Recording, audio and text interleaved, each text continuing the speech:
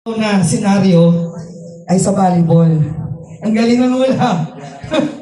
So, ang batch alumni ng St. James School ay magdaraos ng isang sports fest. So, ang batch 1994 ay nag-entry ng mixed volleyball.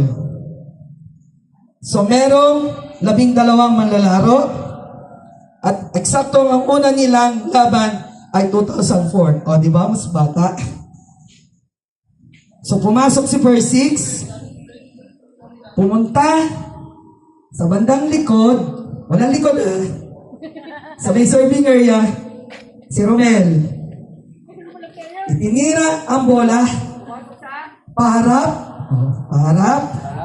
itinira ang bola, paharap, nipa, Tama yun. at napunta sa kabilang court, sa kalaban, na-receive ng isang player ng 2004 sa bandang kaliwa.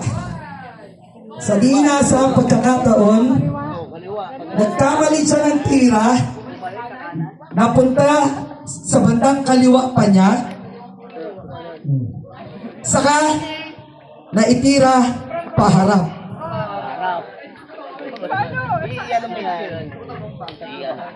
Pagdating ng bola sa batch 1994, na-receive ni Miriam na nasa bandang kanan at dinala sa bandang harapan para kunin ng setter. Regalo niya pa rin ba yan? Di na.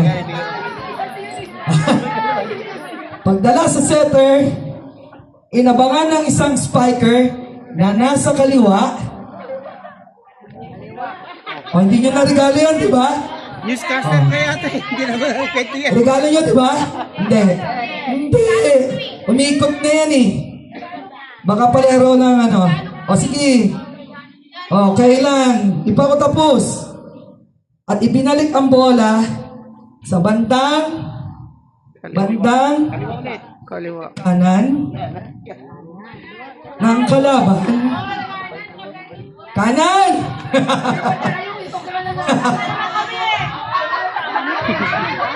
Hoy! Ano ba yan? Sabi ko sa inyo, simpleng kanan kaliwa lang ay. Kanan ninyo, hindi kanan ang sa harap nyo.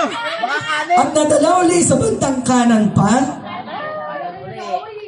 At itinira na papuntang harapan. O regalo nyo pa yan, hindi na.